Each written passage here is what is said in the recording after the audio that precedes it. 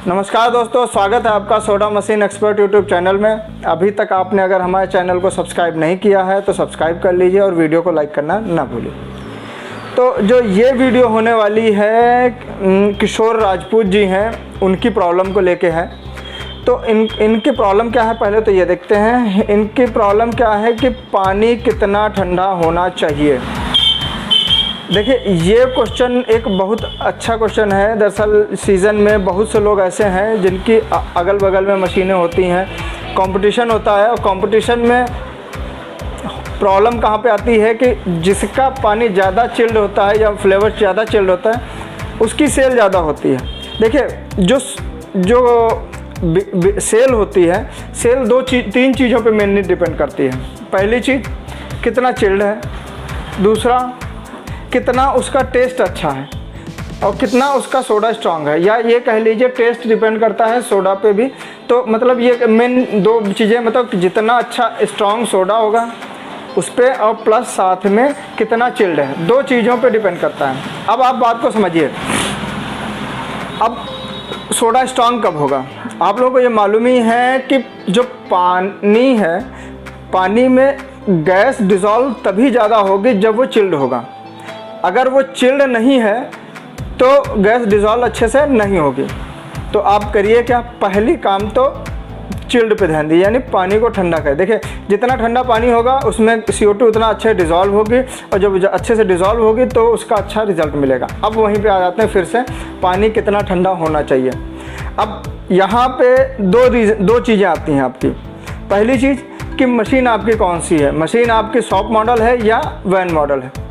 अब जो लोग खाली वैन मॉडल देखे हैं तो उनको मालूम नहीं होगा कि जैसे शॉप मॉडल में क्या कॉन्सेप्ट होता है, या जिनके पास सिर्फ शॉप मॉडल है उनको ये नहीं मालूम होगा वैन मॉडल में कैसे काम करता है। तो पहले तो मैं दिखाता हूँ, जैसे आज मैं इस समय अपनी शॉप में ही हूँ तो मैं ये दिखाता हूँ। ये देखिए, ये मेरी मशीन है, मशीन का ये टैंक है। अब इस टैंक में जो पानी भरा है ये पानी यूज़ नहीं होता है। पानी यूज़ कौन सा होता है? ये देखिए, जो पाइप आया है छत से, मैंने क्या किया, छत में टंकी रखी हुई है और छत से टंकी आई है और वो पाइप गया है, ये देखिए वो हमारा मोटर को गया है। ये देखिए, ये वाला पाइप है, ये पाइप गया है मोटर को। तो यानी जो छत से पानी आ रहा है वो वाला मोटर में जा रहा है, और वो वाला मोटर से पानी होता हुआ कार्बोनेट से कॉइल में जाता है। तो यानी कि अब सोच रहे होंगे कि पानी ठंडा कैसे होता है।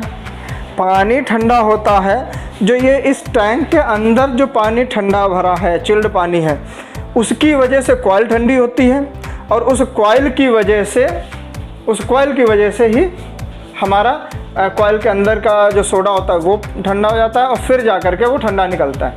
तो अब यहाँ पे देखिए, यहाँ पे जो कूलिंग है वो ट्रांसफ़र हो रही है। कहाँ से? जो ठंडा पानी भरा है उससे कॉइल पे, कॉइल से जो हमारे पाइप के अंदर पानी भरा है, कॉइल के अंदर भरा उसमें। तो यानी यहाँ पे ट्रांसफरिंग हो रही है। ट्रांसफरिंग में हीट हो या कूलनेस हो वो लॉस होती है। तो यानी कि यहाँ पे आपको क्या करना है, ठंडा ज़्यादा रखना है पानी, तो आपका काम अच्छे से चलेगा। अब जैसे कि मेरा सब जीरो लगा हुआ है, मैं आपको दिखाता हूँ सब जीरो। ये मेरा सब जीरो लगा हुआ है। तो मैं क्या करता हूँ, सब जीरो के थ्रू इसमें जो सेटिंग है वो मैंने -3 की कर रखी है। यानी कि अब अगर मैं शॉप मॉडल में जब तक मैं -3 नहीं रखूँगा मुझे अच्छा पानी नहीं, अच्छा सोडा नहीं मिला। मतलब अच्छा, वैसे तो काम तो 0 पे भी कर जाएगा, मगर 1-2 घंटे बाद में उसका टेस्ट नहीं रह जाएगा।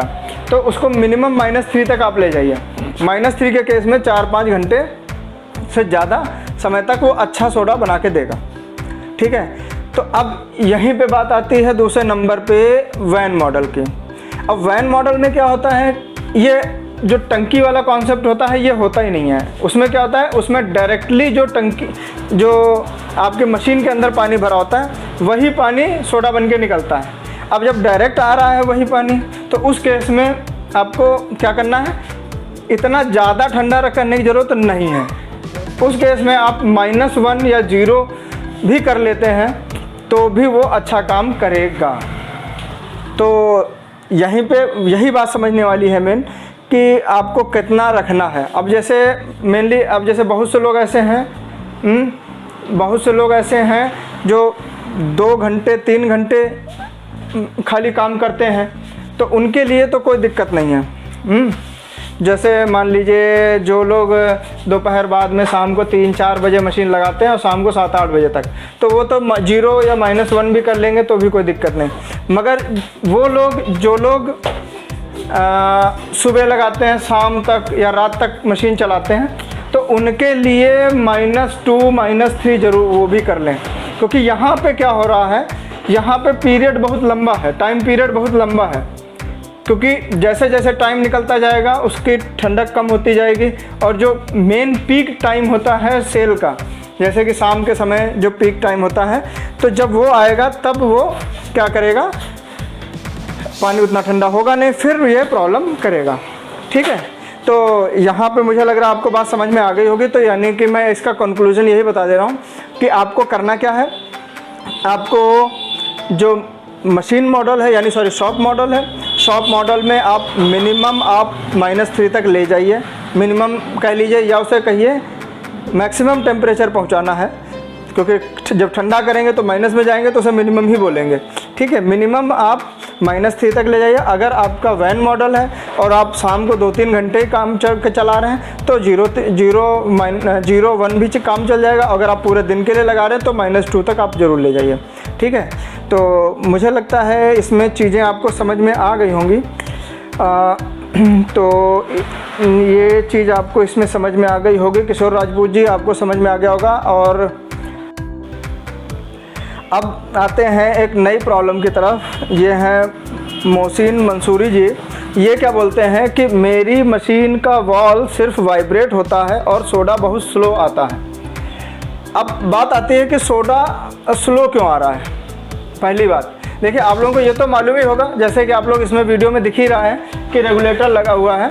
अब जो सोडा निकलता है वो कार्बोनेट से आ रहा है। ठीक है, अब कार्बोनेट से बाहर आने के लिए कोई मोटर तो लगा नहीं है, तो मोटर नहीं है, उसमें क्या है, जो भी पानी भरा है या सोडा भरा है उसे बाहर आने के लिए चाहिए प्रेशर। ठीक है, तो प्रेशर आपने कितना रखा है डिपेंड ये कर रहा है। अब अगर आपने प्रेशर अच्छा रखा है तो उसी अच्छे प्रेशर से अंदर से कार्बोनेट में प्रेशर बनेगा और वही सोडा बाहर अच्छे से निकालेगा। तो कोशिश कीजिए जो सोडा के प्रेशर बना रहे, इसके लिए आपको क्या करना चाहिए, आपको एटलीस्ट 60 से 80 के बीच का प्रेशर आपको रखना चाहिए। और अगर 100 का हो जाए तो ज़्यादा अच्छा है। अगर 80 में आकर के अच्छा सोडा नहीं बनता है तो आप 100 तक रख सकते हैं। ठीक है, तो मुझे लगता है ये चीज़ समझ में आ गई होगी। मगर हाँ, एक इसी में साथ में एक चीज़ और ऐड कर देना चाह रहा हूँ कि जैसे आपने कहा कि वॉल से सोडा बहुत स्लो आ रहा है। जैसे मेरी अभी मशीन चल रही है, आवाज़ आ रही होगी, क्योंकि आज मैं शॉप में ही बना रहा हूँ तो थोड़ी बहुत वॉइस आती रहेगी, तो इसके लिए भाई माफ़ करिएगा।